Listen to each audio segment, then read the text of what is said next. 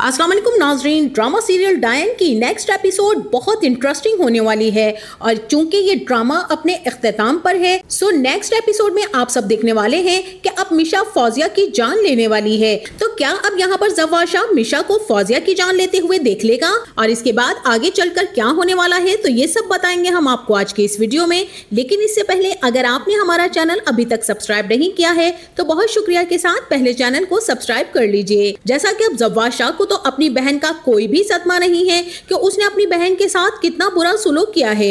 उसे ऐसा ही लग रहा है कि जो कुछ मिशा ने उसे दिखाया और बताया है वो सब कुछ बिल्कुल सच है, जबकि ज़फ़र शाह को तो ये चाहिए था कि वो अपनी बहन फौजिया से पहले बात करता, उससे उसकी बाबत कुछ सवाल जवाब तो करता। लेकिन ज़फ़र शाह को तो मिशा की हर एक बात पर यकीन है, ना कि उसे अपनी बहन और अपनी बीवी शबाब पर। और वहीं दूसरी तरफ ज़फ़र शाह की शादी की तैयारियां बहुत ही जोशो खरोश से की जा रही हैं और ज़फ़र शाह जो कि इतना बेचैन है मिशा से शादी करने के लिए, इतना ज्यादा खुश है कि उसकी शादी मिशा से हो रही है और अब वो अपनी शादी में इतना मसरूफ हो चुका है कि उसे इर्द गिर्द का बिल्कुल भी एहसास नहीं है कि उसने फौजिया के साथ क्या किया है। शबाब भी ज़फ़र शाह की शादी को लेकर बेहद परेशान है क्योंकि वो बिल्कुल भी नहीं चाहती थी कि ज़फ़र शाह मिशा के साथ शादी करे, क्योंकि अब उसे भी फौजिया की बातों से यही लगने लगा है कि वाकई ये लड़की हमारे घर को बर्बाद कर रही है और उसे ऐसा भी लग रहा है कि अब ये लड़की ज़फ़र शाह को भी बर्बाद कर देगी। लिहाजा अब शबाब हर मुमकिन कोशिश करेगी कि ज़फ़र शाह को वो मिशा से शादी ना करने दे,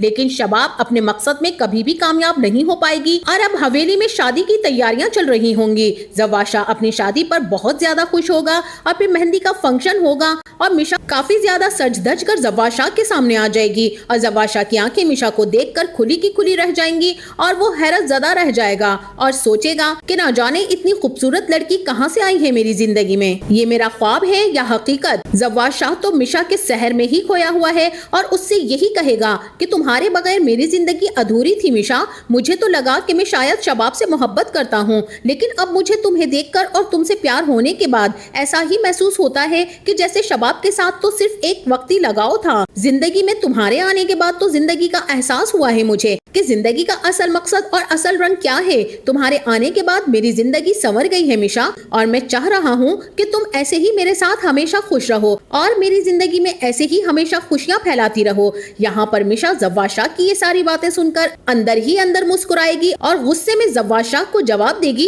कि तुमने जो मेरे साथ किया है इसके लिए तो मैं तुम्हें कभी भी माफ नहीं करूंगी। तुम्हें क्या लग रहा है कि शायद तुम ये शादी करके अपनी जिंदगी के हसीन पल पालोगे, लेकिन ऐसा नहीं है। मैं तुम्हारी जिंदगी को और भी बर्बाद कर दूंगी। अब तुम्हारी जिंदगी में सिवाय मौत के और कुछ भी नहीं रहेगा। मैंने आहिस्ता आहिस्ता करके तुम्हारे सारे खानदान को तो खत्म कर ही दिया है और अब इसके बाद तुम्हारी बारी है। देखो ज़फ़र शाह कि मैं तुम्हारे साथ करती क्या हूँ, तुम कभी सोचोगे भी नहीं किसी लड़की के साथ ऐसा करने का। अब ज़फ़र शाह मिशा के ख्यालों में तो इतना ज्यादा गुम हो जाएगा कि उसे इस बात का एहसास ही नहीं होगा कि उसकी बीवी शबाब भी उसके पास खड़ी ये सब कुछ देख रही है और वो शबाब को इग्नोर कर देगा।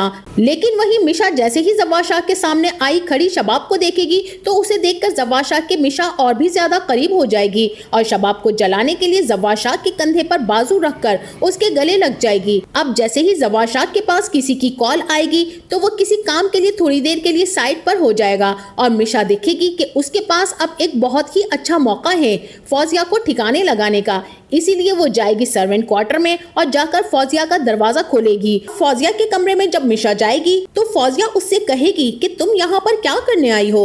अब यहाँ पर मिशा फौजिया से कहेगी कि मैं यहाँ पर तुम्हारे हालात देखने आई हूँ कि तुम कैसी हो, क्योंकि तुम हमेशा मुझे धमकियां देती थी ना और बहुत ही ज्यादा इतराती थी कि तुम मेरे साथ बहुत बुरा सुलूक करोगी। अब मैं यहाँ पर देखने आई हूँ कि अब तुम्हारे साथ यहाँ पर क्या हो रहा है। मुझे निकालने चली थी इस घर से और मेरी शनाख्त ढूंढ रही थी। अब देखो तुम खुद ही इस घर से निकल जाओगी और अपनी शनाख्त तुमने खो दी है। अब यहाँ पर फौजिया कहेगी कि ज़फ़र मेरा भाई है और उसके दिल में मेरे लिए मोहब्बत आ ही जाएगी, लेकिन तुम ये सोचो कि यहाँ से निकलने के बाद मैं तुम्हारा क्या हाल करूंगी। तुमने इस बात का अंदाजा भी नहीं लगाया होगा। और अब मिशा फौजिया से कहेगी कि यहाँ से निकलने के बाद कहाँ, तुम यहाँ से निकलोगी तो कुछ करोगी ना।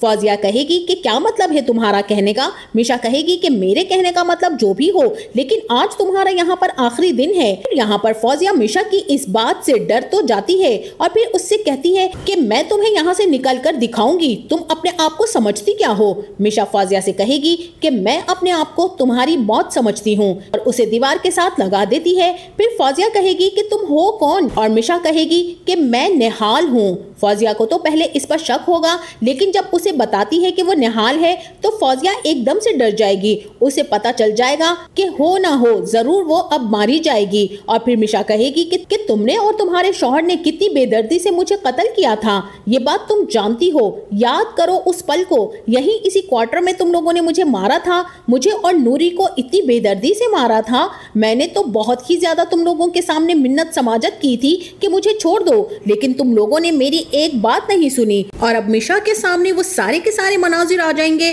جب عامر، زکیہ، فوزیہ اور جاوید نے میشا کو انتہائی تکلیف اور بے دردی سے مارا تھا، اور اب میشا بھی فوزیہ کو ٹوٹی ہوئی بوتل سے اسی طرح سے منہ پہ نشانات مارے گی جس طرح سے فوزیہ نے نہال انصاری کے مارے تھے۔ تو ناظرین، جیسا کہ انسان کے ساتھ جب ظلم و ستم ہو رہا ہوتا ہے تو ظالم کی رسی دراز ہو جاتی ہے اور وہ اپنی طاقت کے نشے میں اندھا ہو کر کسی غریب پر کس طرح سے ظلم اور تشدد کرتا ہے۔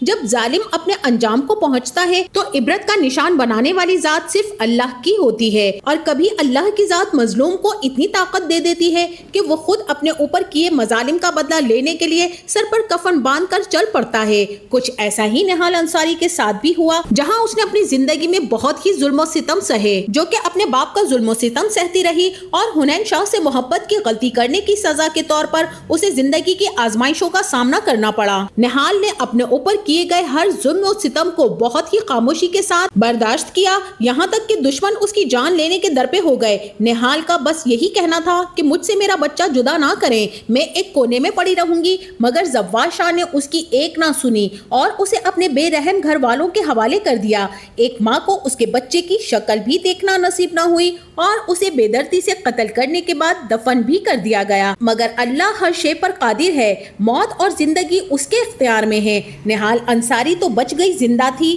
اب جبکہ وہ میشا کے روپ میں اپنا بدلہ لینے کے لیے آئی ہے تو اسی اذیت سے ہر ایک کے ساتھ اپنے کیے گئے ظلم کا حساب لے رہی ہے۔ اور ویسے بھی ظالم کی موت تو ہوتی ہی عبرتناک ہے، اب ہر ایک ظالم اپنے انجام کار تک پہنچ چکا ہے، اور میشا کا یہی کہنا ہے کہ مارنے والے سے بڑا بچانے والا ہوتا ہے، کیونکہ زندگی اور موت صرف اور صرف اللہ ہی کے ہاتھ میں ہے۔ اسی کے ساتھ وہیں دوسری طرف شباب بھی زواج شاہ کی شادی کو لے کر انتہائی پریشان اپنے کمرے میں غمگین بیٹھی ہوگی، کیونکہ اسے اب پتا ہے کہ اب اس کے پاس کوئی اور حل نہیں رہا اور نہ ہی وہ زواج شاہ کو اس شادی سے روک سکتی ہے۔ زواج شاہ بے حد خوش ہے، لہٰذا وہ یہی سوچے گی کہ وہ اس گھر کو چھوڑ کر چلی جائے، اور پھر شباب وہاں سے خاموشی سے چلی جائے گی اور اس بارے میں سوچ ہی رہی ہوگی کہ وہ زواج شاہ کو اس بارے میں بتائے گی ضرور، لیکن جیسے ہی رات ہوگی تو وہیں پر میشا شباب کا بھی کام تمام کرنے آ جائے گی، اور زواج شاہ کو جیسے ہی اس بات کی خبر ملے گی کہ اس کی بیوی شباب اور فوزیہ یہ دونوں مر چکی ہیں تو زواج شاہ کو تو یہاں بالکل بھی سمجھ نہیں آ رہی ہوگی کہ آخر اس کے ساتھ یہ سب کچھ کیا ہو رہا ہے، کس نے یہ سب کچھ کیا ہے۔